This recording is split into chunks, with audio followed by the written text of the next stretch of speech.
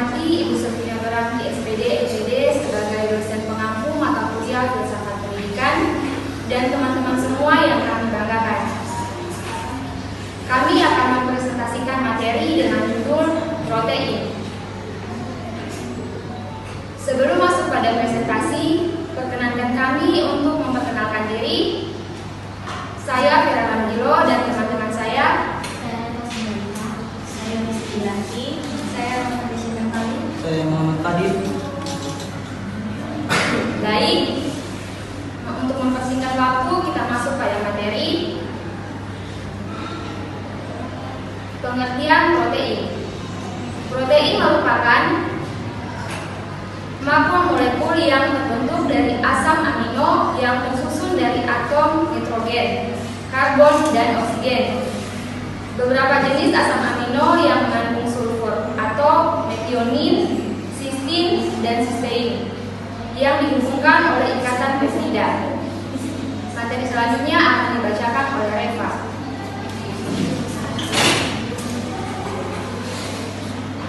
Selanjutnya, struktur protein.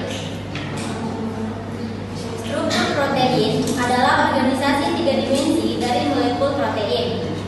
Protein terdiri dari rantai polipeptida yang terlipat dan dilipat dengan cara tertentu untuk membentuk struktur yang unik dan fungsional.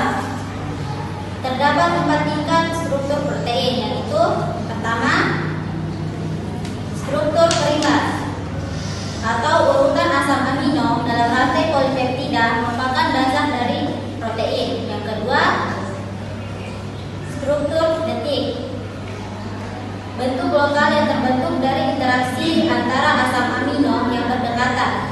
Yang ketiga, struktur tersier, merupakan lipatan 3 dimensi dari rantai polipeptida terbentuk dari interaksi antara berbagai bagian rantai polipeptida menentukan bentuk akhir dan fungsi protein.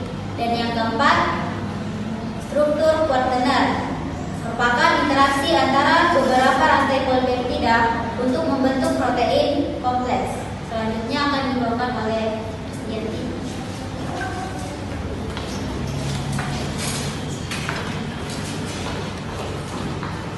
Jenis-jenis protein struktural yaitu mempertahankan struktur dan membangun konstruksi tubuh dari tingkat sel.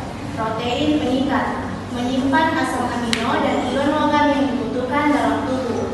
Protein enzim, sebagai pembentuk enzim. Protein hormon, untuk hormon protein bertugas mengatur hormon protein bertugas mengatur tindakan dan fungsi hormon dalam tubuh. Protein penggerak, untuk pergerakan otot dalam tubuh. Protein antibodi disebut sebagai protein defensif, yaitu mengikat partikel asing tertentu untuk membangun melindungi tubuh. Protein transport, mengikat dan membawa atom dan molekul kecil di dalam sel dan ke seluruh tubuh. Fungsi protein pengangkut. Hemoglobin merupakan contoh protein yang berfungsi sebagai pengangkut. Pertahanan tubuh, molekul imunoglobulin atau antibodi bertugas melindungi tubuh dari serangan mikroba, fibrinogen, trombin sebagai pertahanan agar darah tidak banyak terbuang dari tubuh saat mengalami luka. Reseptor, yaitu protein yang terdapat di permukaan sel, mampu menerima pesan dari protein lain seperti hormon. Selanjutnya akan dibacakan oleh Dr.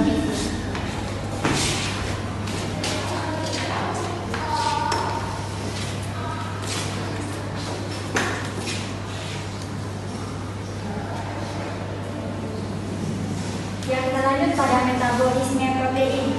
Metabolisme protein merupakan proses kimia dan fisik yang mencakup pada perubahan atau anabolisme protein menjadi asam amino dan penguraian atau katabolisme asam amino pada protein.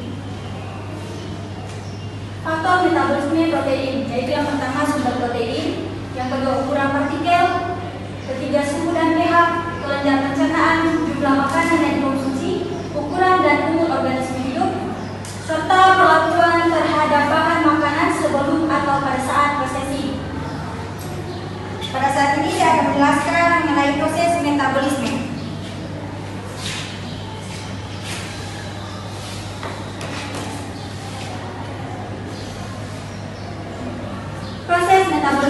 protein.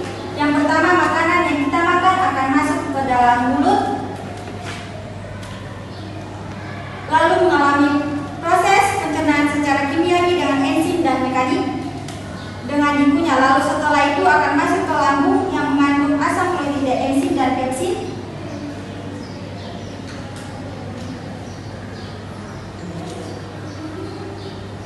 Di dalam lambung ini makanan akan dikunyah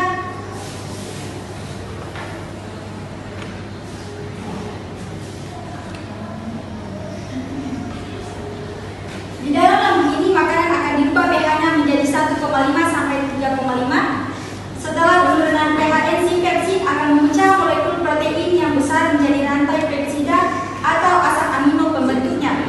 Dari lambung, protein atau makanan ini akan masuk ke dalam usus kecil yang memiliki hormon pencernaan sekretin dan CCK yang mendorong pankreas mensekresikan natrium dikarbonat untuk menetralkan sifat asam makanan dari lambung.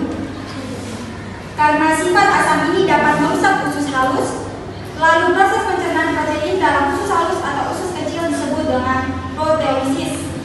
Proteolisis dimulai saat makanan masuk ke usus kecil dan menyentuh enterokin yang menempel di dinding usus. Kerja enterokinase ini seperti alarm yang membangunkan para enzim. Enterokinase membangun keenam enzim pepsin dan mengaktifkannya. Lalu enzim tripsin ini ikut membangunkan teman yang lainnya, yaitu enzim kemotripsin. Setelah enzim aktif, pemecahan protein kembali berlangsung oleh enzim yang bertugas memecahkan molekul konteks protein menjadi asam amino. Setelah proses metabolisme selesai, asam amino akan dikirim ke hati melalui aliran darah untuk digunakan di dalam metabolisme karbohidrat. Berikut adalah contoh makanan yang mengandung protein. Di sini ada keju, daging, telur, susu, wortel, dan ikan.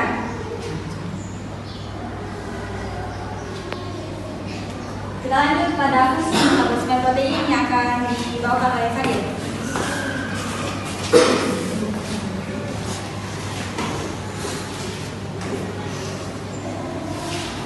Fungsi metabolisme protein: membentuk dan mendegradasi biomolekul dan membentuk dan mendegradasi biomolekul yang diperlukan di dalam fungsi usus sel.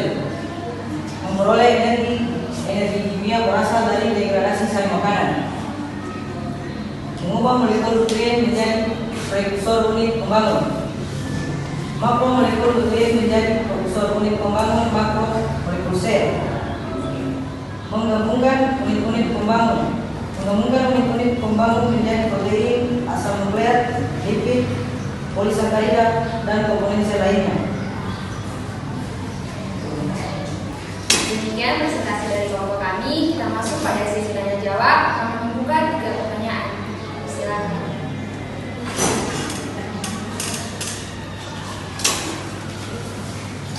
Terima kasih atas kesempatan yang diberikan. Tadi kan telah dijelaskan bagaimana proses metabolisme pada protein. Saya ingin bertanya, bagian apa yang berperan penting dalam proses metabolisme protein? Terima kasih.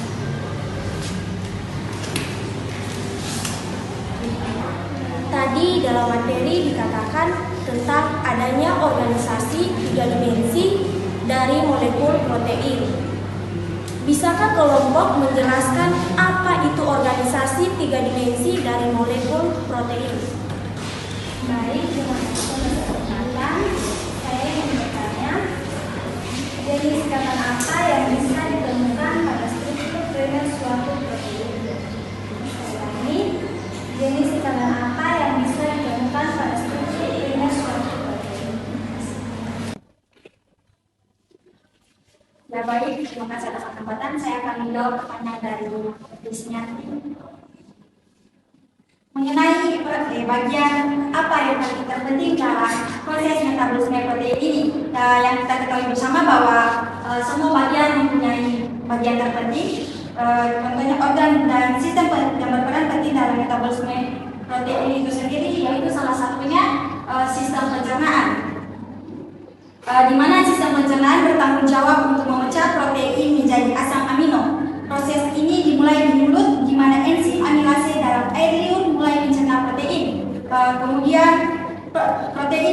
lebih lanjut dirambut oleh enzim pepsin dan asam lambung. Akhirnya protein dicerna di usus kecil oleh enzim pankreas dan enzim yang diekspresikan oleh usus kecil. Sekian, terima kasih.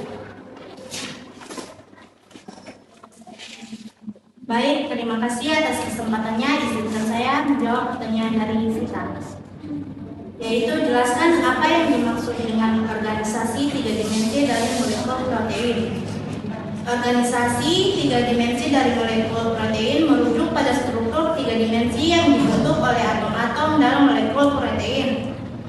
Struktur ini sangat penting untuk memahami fungsi protein pada tingkat molekul. Protein melipat menjadi satu atau lebih struktur 3 dimensi yang dipengaruhi oleh interaksi non-kovalen seperti ikatan hidrogen, interaksi ionik, gaya van der Waals, dan tumpukan hidrofobik. Untuk mengetahui cara kerja protein dalam level molekul, ilmuwan sering harus mengetahui terlebih dahulu struktur 3 dimensinya.